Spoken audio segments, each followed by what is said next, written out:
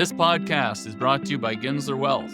The information discussed today is meant to be general in nature and not tailored to your specific investing circumstances. This means that you should talk to your regular Ginsler Wealth advisor or your own advisor before acting on any information we discuss today. Nothing in this podcast is intended to be a solicitation, and past performance does not guarantee future returns. We are recording this on May 1st after a roller coaster month of April.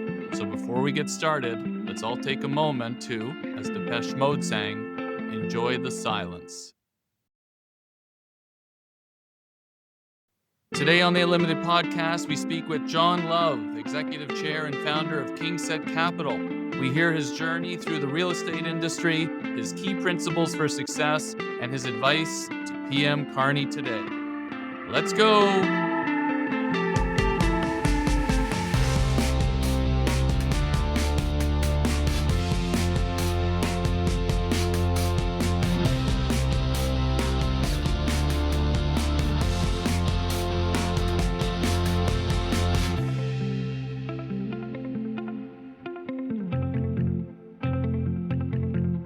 Well, welcome everyone to the Unlimited Podcast. Regular listeners may have noticed a slightly longer break between episodes. You also may have noticed that April was a wild roller coaster of a month with Trump tariffs, global stock market declines, and almost recoveries, a Canadian election. We're going to have lots to cover today, but that meant that we really had to focus first and foremost on what we do day to day, which is take care of our clients and their portfolios. But speaking of those topics, our guest today has covered all of these topics and more with his great and prolific LinkedIn posts, newspaper articles, and the like. So I'm very, very pleased to have the opportunity to speak with Jon Love, Executive Chair and Founder of KingSett Capital. So Jon, welcome. And again, thank you so much for being here. Brian, it's good to join you. So let me do the quick formal intro. And then what we always like to do is hear sort of the story. So Jon Love, as I said, is the Executive Chair and Founder of KingSett Capital, which is Canada's leading private equity real estate investment business, now with a staff of 170 professionals in 3 offices and assets under management of around $18 billion. After graduating with an HBA from the Ivey Business School, where I went as well, Jon joined Scotia McLeod in Edmonton as a retail stockbroker, and then joined Oxford Properties in 1980, eventually becoming president in 1987 and CEO in 1992. In 1995, Jon took Oxford public, and 16 years later, in 2001, Oxford was privatized by OMERS in a $4 billion transaction. In 2002, 6 months after going dark, which we're going to discuss later, Jon founded KingSett Capital. So as I said, Jon has a HBA degree from the Ivey Business School. He's also an Emeritus Advisory Board member there. In 2016, he was awarded an Honorary Doctorate from Western University.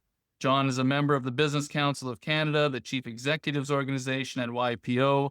And in 2023, Jon received the Ivey Business Leader of the Year Award, the NAIOP Rex Icon Lifetime Achievement Award, and in 2024, the Fraser Institute Founders Award. And in 2018, Jon was awarded the Order of Canada. So a little bit of a longer bio than I normally go through, but I think well worth the description. And again, thanks for joining. And with all of what I've just described, I'm sure you'll have some great insight for our listeners. That being said, I've given the sort of formal intro, and I apologize for you having to listen to that and maybe for our listeners, but can you give us just a little sense for people who don't know you, and I'm personally just getting to know you as well, can you give us the evolution of you from school through till where we are today and some of the stops along the way? Anything you think would be important for us to know?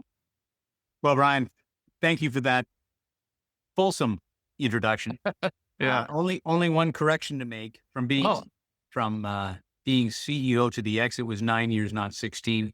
But I think my path was one of decisions along the way, circumstances along the way, choices.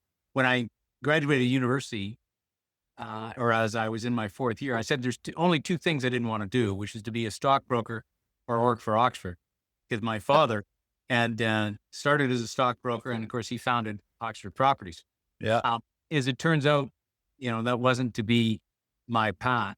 And I loved the brokerage business. It was effectively my MBA, teaching me communication skills, relationships, and all sorts of lessons along the way.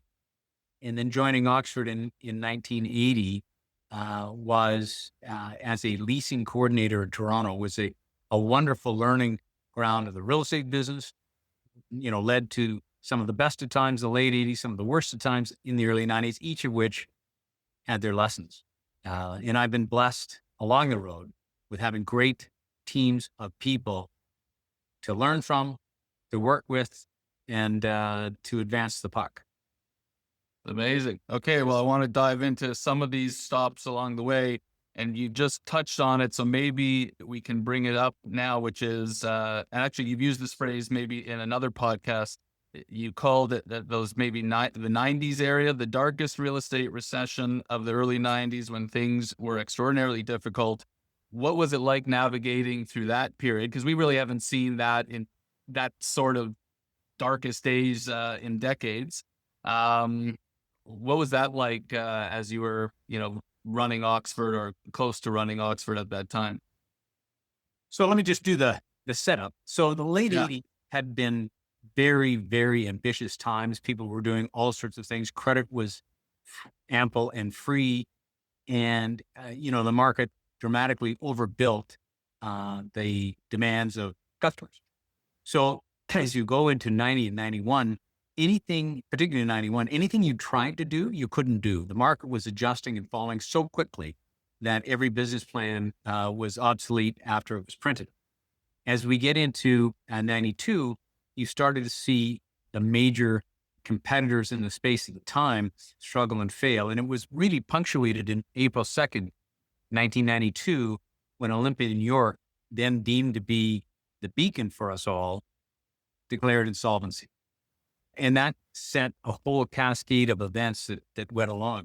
For me, becoming CEO in June of 1992, at the age of 38, I was blessed with three things. One is I had no money. Secondly, I was young and naive. And thirdly, I had a team that we were able to collectively say, we got a choice. We could fight or quit. And we elected to take on the challenge. And the challenge was daunting at the time. Oxford was, a relatively small player. Around us, the leaders were all imploding, the Trizex, the Bram, Elise, Campo, Olympia, New York, et cetera. And it was chilling to find yourself leading a group of, at that point at Oxford, 160 people into that kind of battle.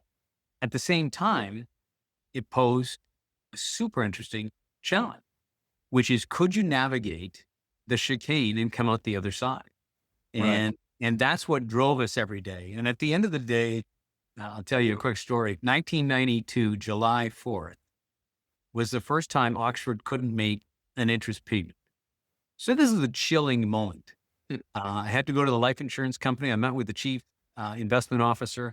I went in. Now they owned a bunch of real estate. And I said, I thought to myself, if we could manage that real estate. So here was my proposal, is I said, we don't have enough money to make the interest payment. And I apologize. But if you would be so kind as to give us the assignment to manage your office real estate, we could take half those fees and that would close a lot of the gap on the interest we couldn't pay. That was my proposal. And I didn't know whether he was going to take a baseball bat or throw me out the window. But as I left, he said, thank you. And I stopped. And I said, thanks. He said, John, we have three kinds of borrowers. First kind, borrow money, pay us back. We like them the most. The second kind, borrow money and either obscure the fact or hurt our collateral or whatever, and we go out of our way to hurt them. So the third kind, I'm hoping there's a third, the third kind are people that have a problem, tell us what it is, have some ideas that we can maybe work with, and we'll work with them, and we'll work with you. And with that, it set the entire strategy, how Oxford navigated through the chicane.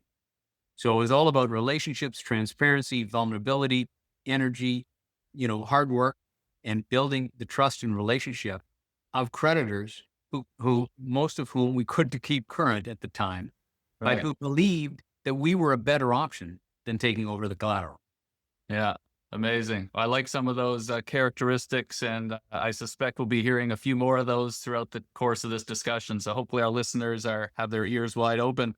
So obviously a very, very challenging time, but you've also said this was one of your favorite times in your business career. Now, most don't say in the depths of bad and challenging, really challenging things, this is awesome. So why was this the best or one of your favorite times in your career? No downside, all upside. Everybody just assumed we would fail. Right.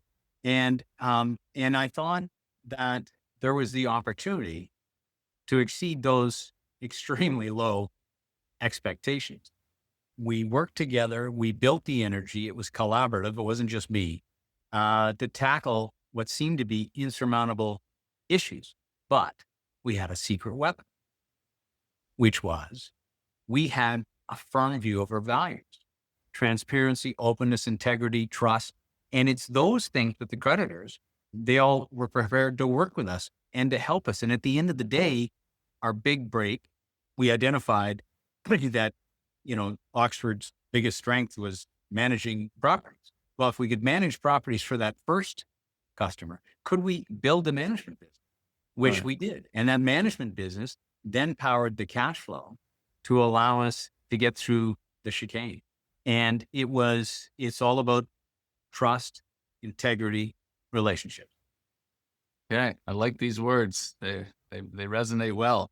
So you get through that. And again, I wish we could go through every year of your career here, but we're not going to do that. And you probably don't want to talk about you for the whole thing here.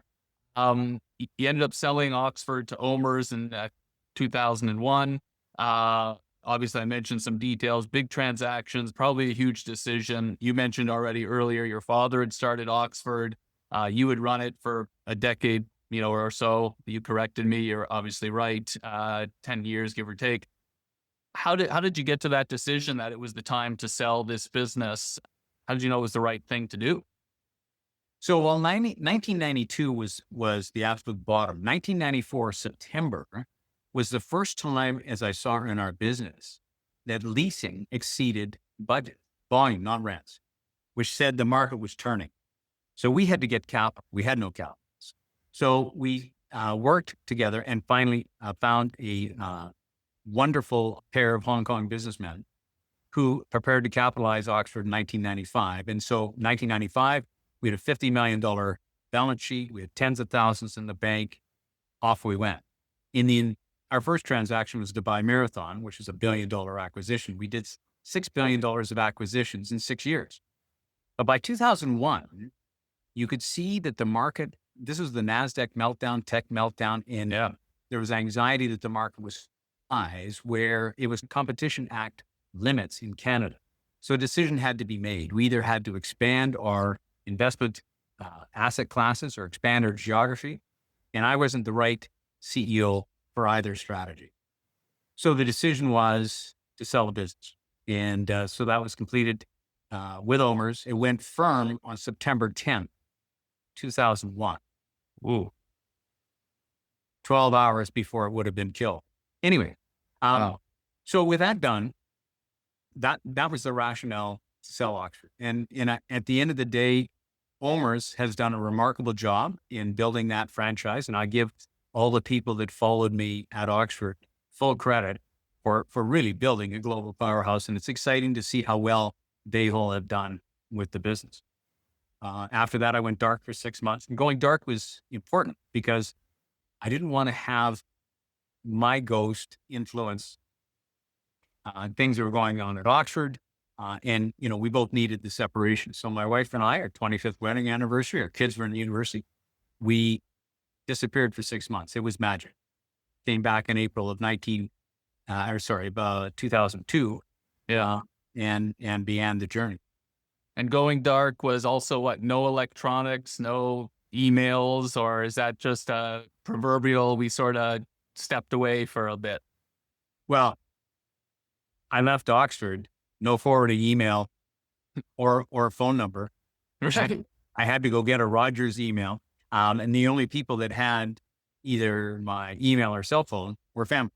And we kept in touch with them, but we traveled many places in the world and had a remarkable 6 months. And so extracting yourself from the community and the day-to-day world was actually pretty intimidating, because I thought, if I come back, what if no one remembers me? So I remembered before I left, I'd written down on a piece of foolscap, which for those that don't know, it's paper. Right. The names of sort of core people that I would like to call and their phone numbers when I came back. Yeah. When I came back, I started my meeting cycle, and people were kind enough to see me, and we could easily switch the channel away from Oxford because I'd been away for 6 months. I just wished them well and talk about what's next. Right. Amazing.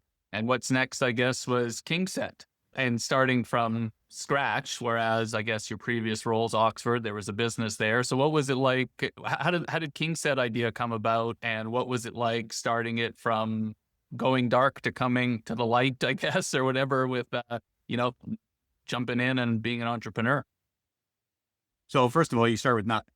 I have a Palm Pilot and a parking pass. Yeah. We operated out of 2 coffee shops, one on either side of King Street. Now, the reason you need 2 coffee shops is when you have back-to-back meetings, you have to switch coffee shop. So I would tip the waitress on both sides to never recognize me, because I didn't want them to say, would you like another coffee? Because I didn't want to look like I was loitering in coffee shops. Right. And I spent my time trying to see what an opportunity might be, because I didn't know. And it's more about listening than talking. And so as I listened, it became apparent that the large institutional pension funds had an allocation for opportunity class investment in real estate in Canada, but there was no execution vehicle. So I thought, is it possible I could create that vehicle?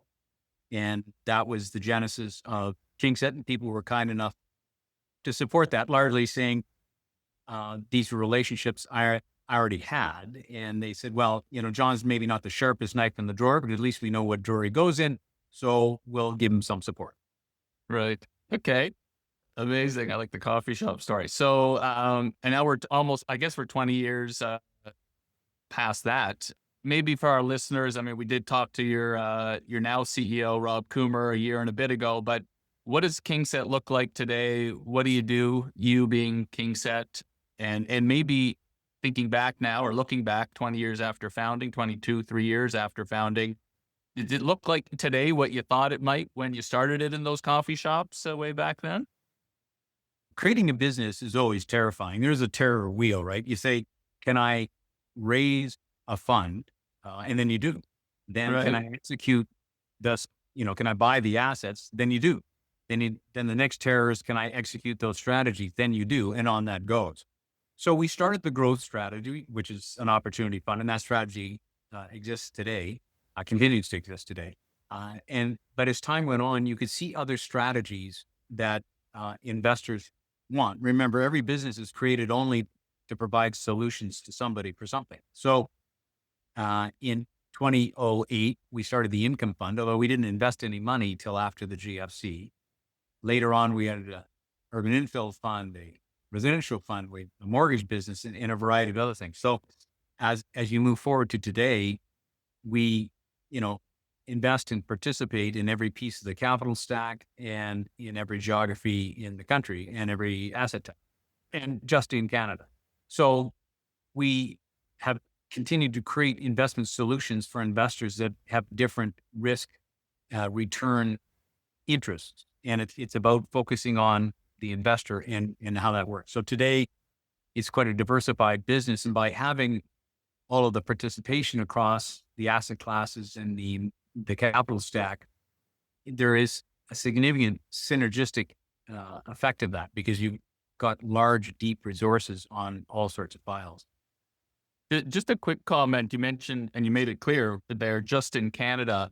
And we're going to talk a little bit later about what's going on in the country and the world and all this. But, we work with lots of families, and we, talk to a lot of folks. And a theme is, maybe we want to do things outside of Canada. Maybe we want to move away from Canada. Maybe we want to diversify our business to the US or otherwise, because Canada is 10 times smaller or 1/10 the size.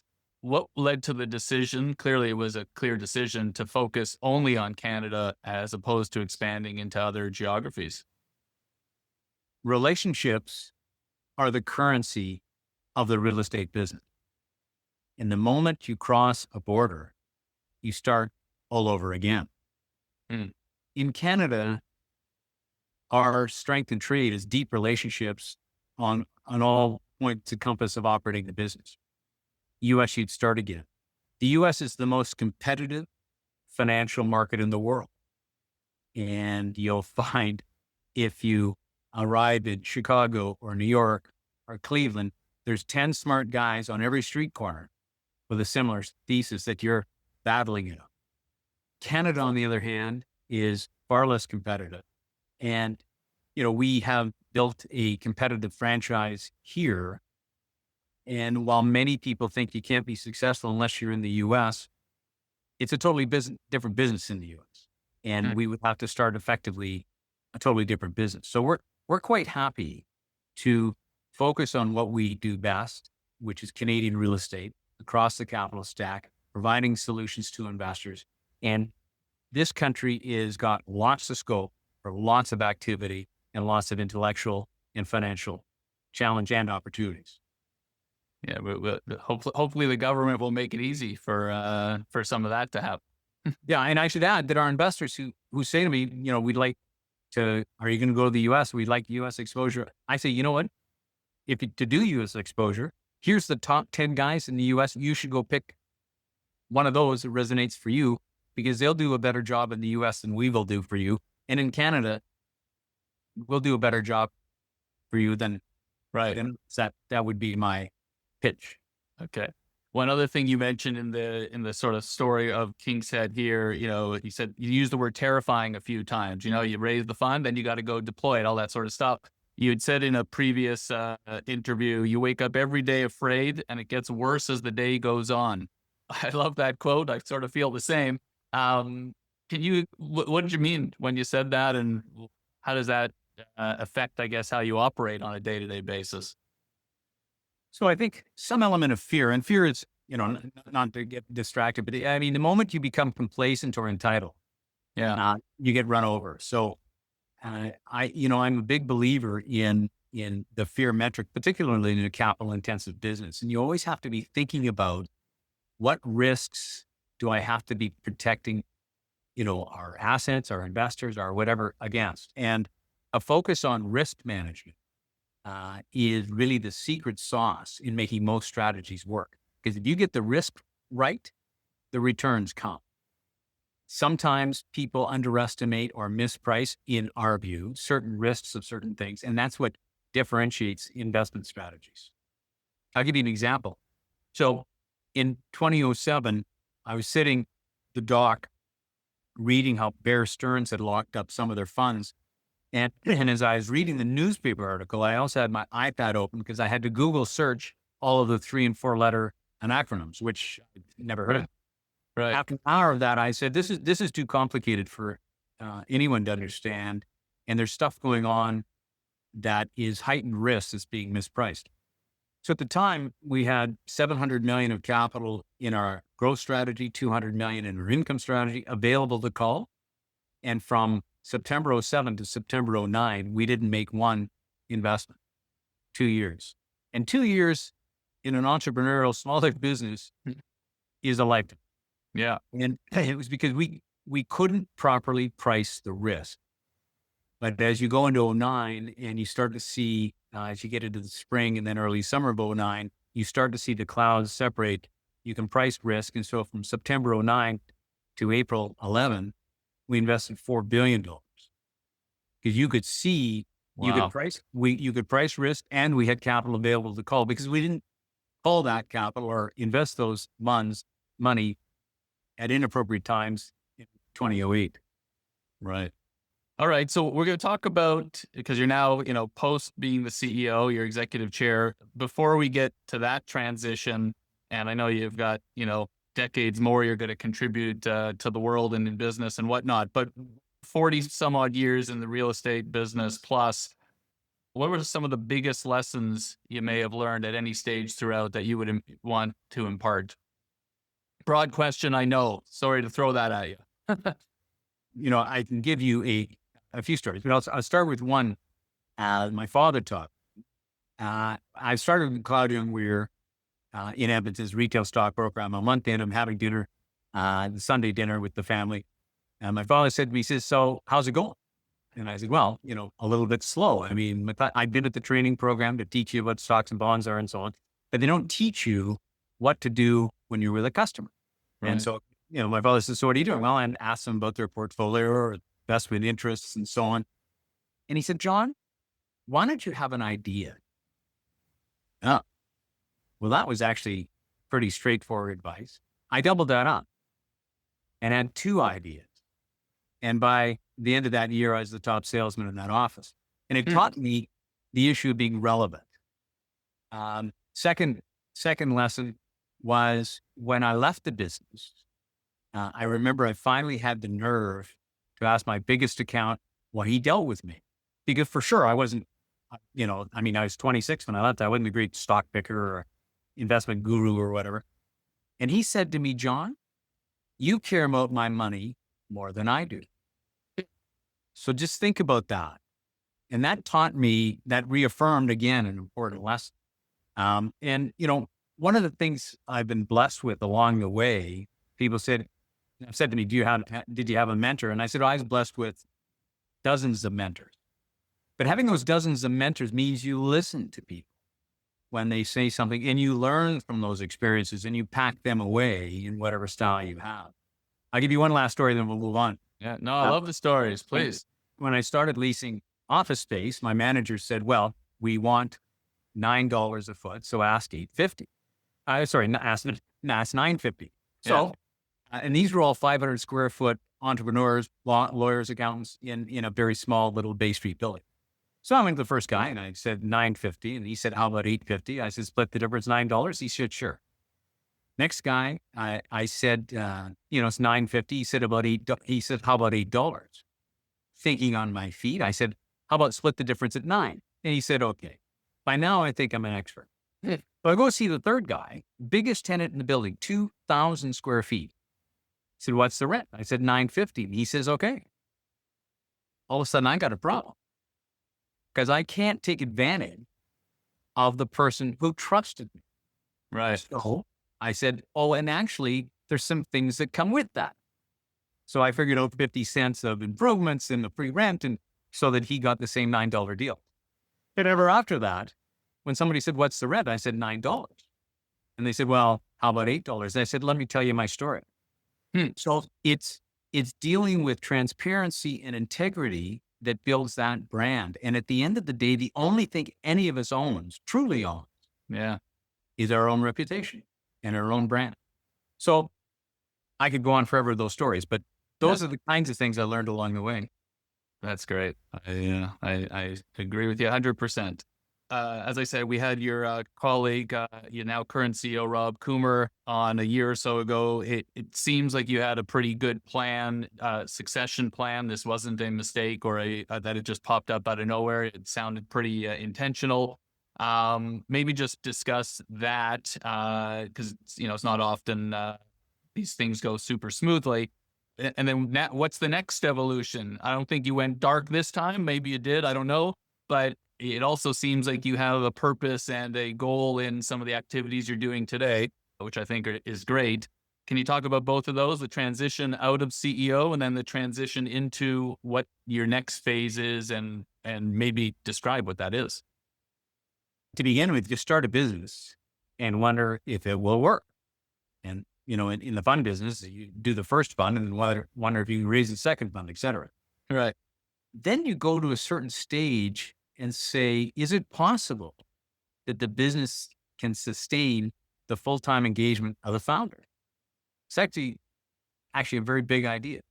And so in 2014, when we reached a certain scale, certain parameters, I said, that was actually my ambition. And it was critical that I figure a way, could I get a succession plan? Because that's the only way that as an owner or founder, you have optionality. You don't have a succession plan, then you come to the end of your game and you got to sell the business, right? So the only way there's optionality. So I thought there's 4 principles I'd have to follow. First was I'd have to identify the young people who could succeed me, because you can't have someone 5 years your junior. You have to have someone a generation apart. Mhm. And so Rob and a couple others were those people. And they had people at the time, between them and me, and ultimately those people between them and me either retired or moved on. So number 1 is identify the people, because you have to know who you're coaching. And this is like an 8-year plan, right? So number 1, identify the people. Number 2 is give them decision-making power. There's a tendency for a CEO or a founder to give someone decisions, but always tack something on at the end. You have to resist that. Let them make the decision. Even if it's 3 degrees of separation from perfect, just let it go. Let them make decisions, coach them on those decisions, build their confidence in making decisions. Number 3 is sharing the economics. That's the easiest. Number 4, which is typically the toughest, is migrating key business relationships. And that's where my guys, when they would retire, quit, there's always a moment there. The new guy would always want to build a relationship with me. I'd say, happy to, but you should build a relationship with Rob or Bill or whomever that would be. And that was so successful that today I have to buy my own hockey ticket. So at the end of 23, the announcement that Rob would become CEO, someone say to me, what's the highlight of your career? One of my highlights is that after announcing Rob would succeed me as CEO, nobody called with anxiety, which meant it was a perfect burn. And I think over the last year and a half that Rob's been CEO, he's doing a super strong job. And what I do now is focus on board work, some strategy, some investor stuff. And I pick certain projects here and there where I think I can perhaps add value. But he's running the business, which has allowed me to do many other things. Reality is I'm 70. I wasn't one to say I want to work till I'm 80 or 90. My coffin will never say, I wish I spent one more day in the office. It'll say, I wish I spent one more day in the ski hill. Right. So, and just because he's become CEO, I didn't die. I mean, and you still have the same energy and everything else. It's just different.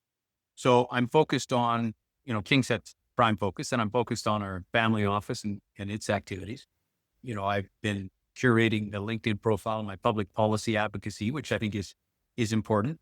And I'm also, engaged in speaking, doing things like this and speaking to young people. And maybe someone listens to this and says, actually, that's an insight I find interesting and I'll take it away.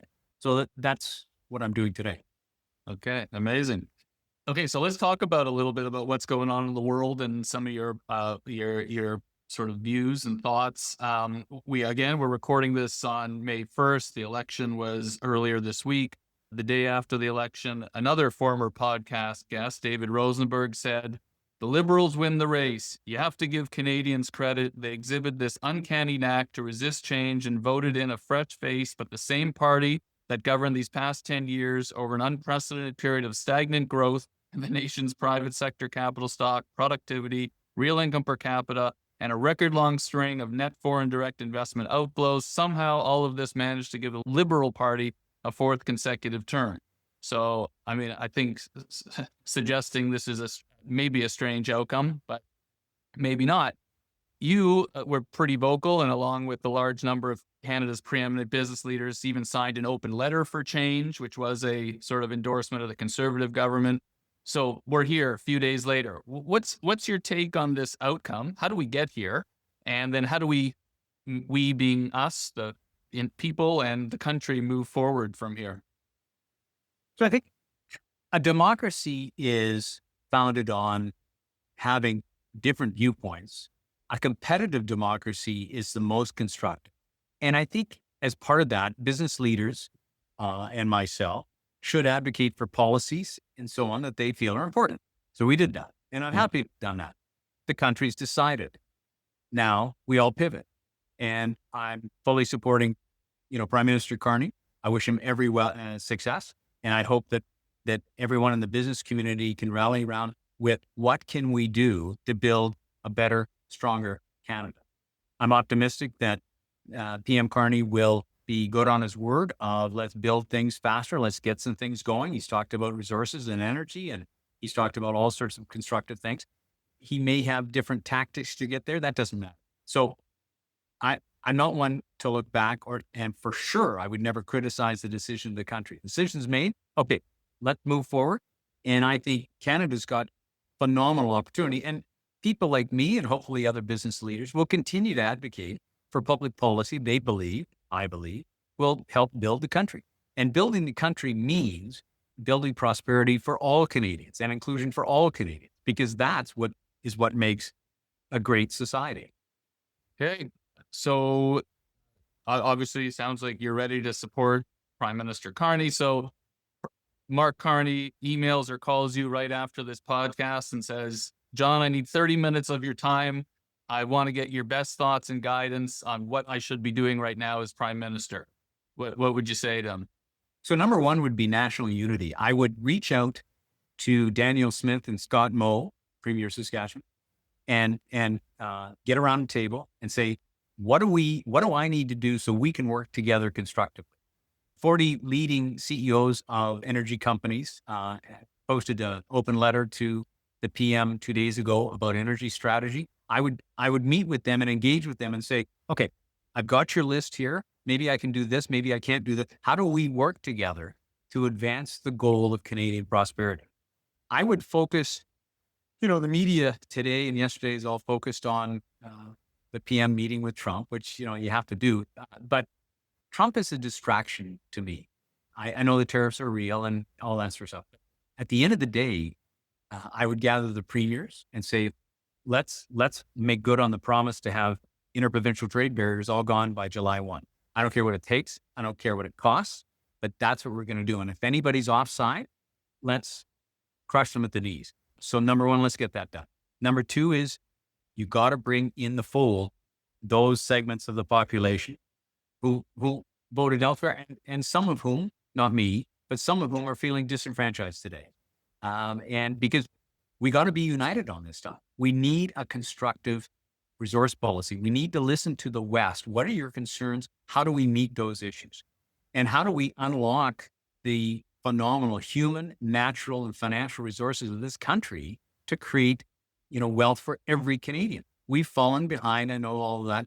As far as I'm concerned, forget about the 3 T's, tariffs, Trump, and Trudeau. That's behind us. Focus on what Canadians can do to build Canada, and let us take action in our own self-interest.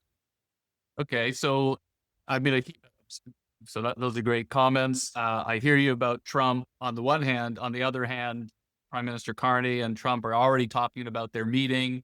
I think Trump called him quite a gentleman, which is better than calling him governor of the 51st state. So it actually seems like there's some progress there. Obviously, Carney's going to have to spend time with Trump. So what's the best approach for Carney in interacting and dealing with Trump, do you think? I think it would be 2 things. One is showing the constructive steps the Canadians are taking to decouple from the U.S. A. B. It will be, sorting. I mean, you have to deal with this interpersonal stuff, but sorting out an agenda that makes sense. I think Trump is using the moment. He realizes, he has to realize he's over his skis on Canada. And that dog's just not going to hunt. So I'll give him credit by calling, the PM a gentleman. Okay, that's good. So show us the money. Like, let's get rid of the tariffs. Let's work on what are really core issues between us. So let's not have those issues divide us. Doesn't make any sense. So that narrative will be ongoing, and I'm hopeful PM Carney sticks to his guns, and I think he'll have the leadership ability to make something happen. And I just don't want to do that to the exclusion of focusing on the things that Canadians have to do, because there is a moment I haven't seen in 2 generations to bring the country together really around an economic agenda. We've had no economic agenda for 10 years and are paying that price. People understand it. And I would take this opportunity to say, okay, let's go. And here's some important things we are going to do. So hopefully both happen. Okay. Actually, so speaking of a big part of the agenda here, you've talked about this a lot, and it's, I guess, in some ways your area of expertise. Housing, we need housing. How do we build housing? Kearney has a plan around housing. Some folks think it's good, others not. What would be your best ideas around unleashing a housing build boom, the likes of which we've never seen? So I think the housing problem is actually the simplest problem that is in front of us. If you accept the premise that more supply is required to moderate costs, which I posted on today in LinkedIn, because the evidence is there now. I mean, it was always there, but there in writing.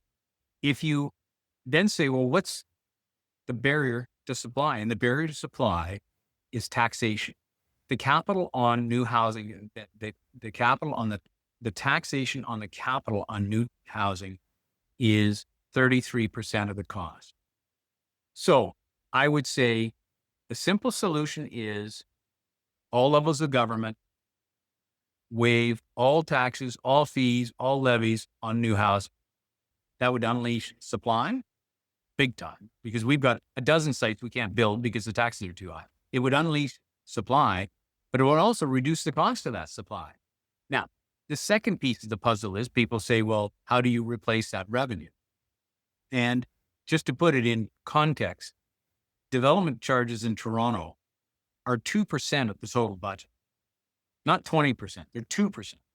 But to replace that revenue, I would have municipalities be given the right and the prerogative to do tax increment financing, which is very common in the U.S.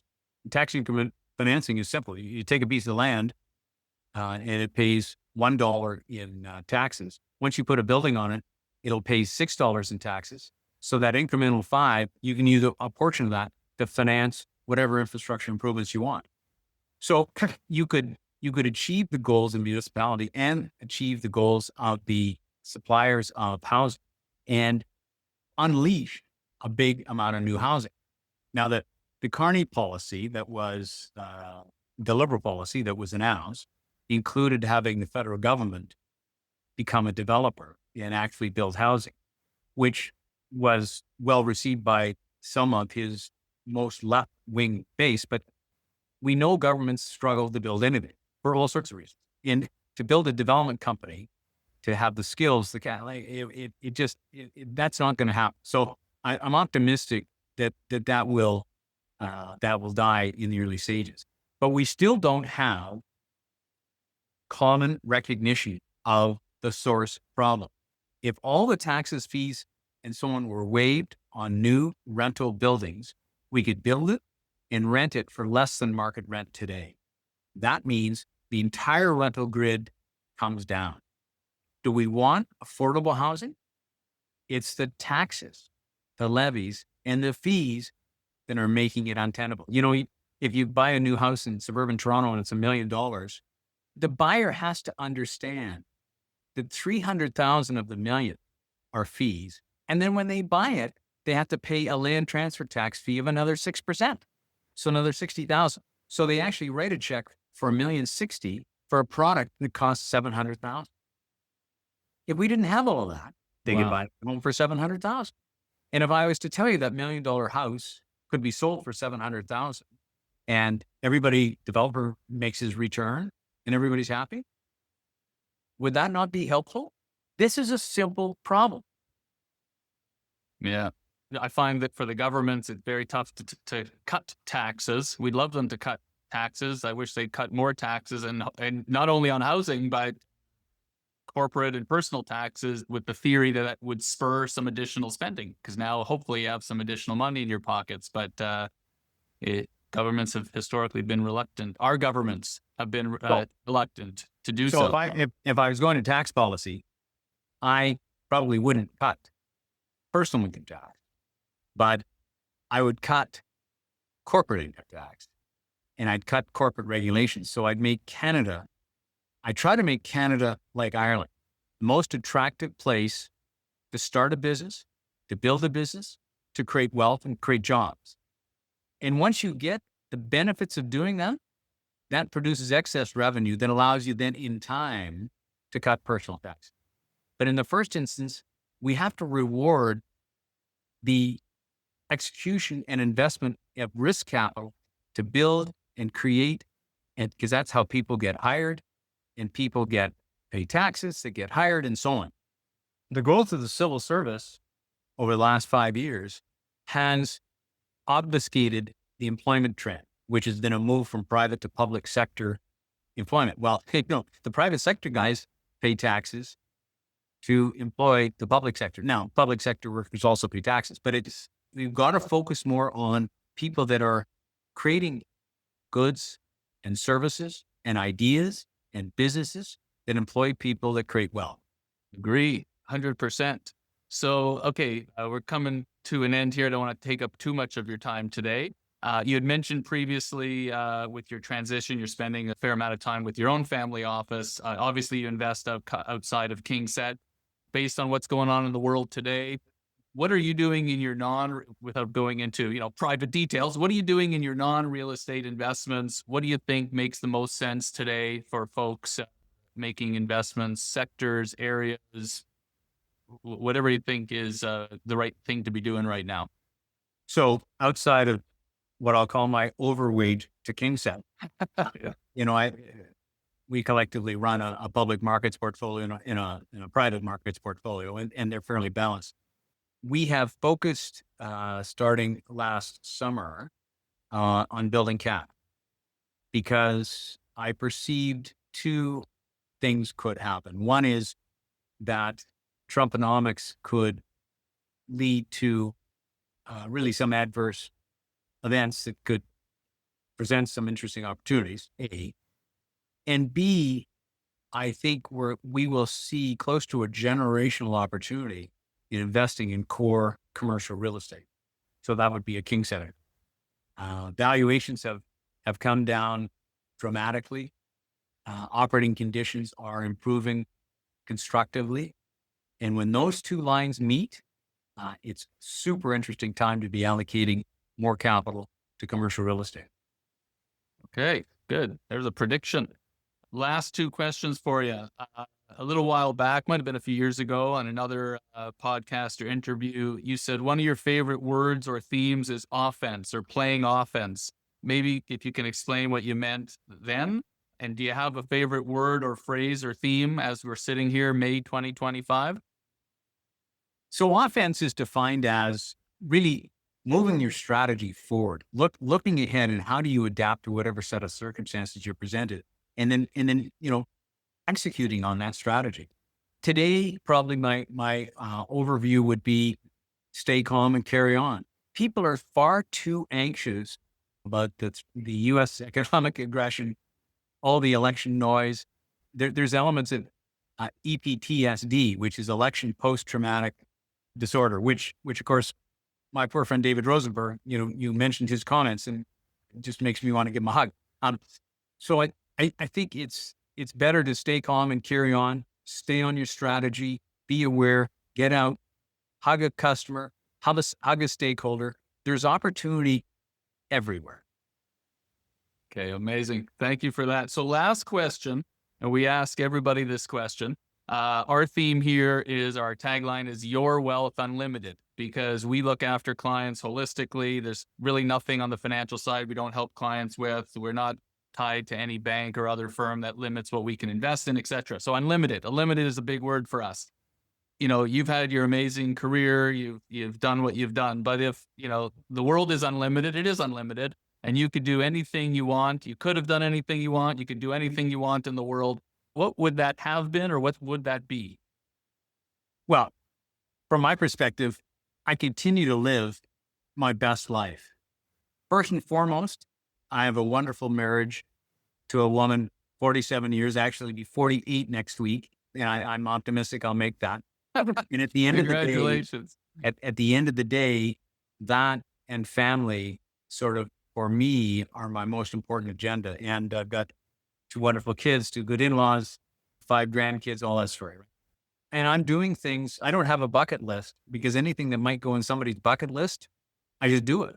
So my wife and I are, really doing whatever we need to do. I'm 70, which means I've only got 30 good ski seasons left, but I'll take advantage of that. And life is to be lived, and curiosity, and there's so much opportunity in forward. And I hope that people look at this time as a glass half full, not half empty, because this is a time to get out, go reach somebody, go do something positive, make a difference. The final word of wisdom and lesson right there. Jon, thank you so, so much for your time. Thanks for everything you're doing on LinkedIn and otherwise. I love it. And I just wish you the best, and I really appreciate you spending the hour or so with me and with us for our listeners. Thank you very much. Brian, and to those listening, it's been a pleasure, and I hope you have a great day. Thanks.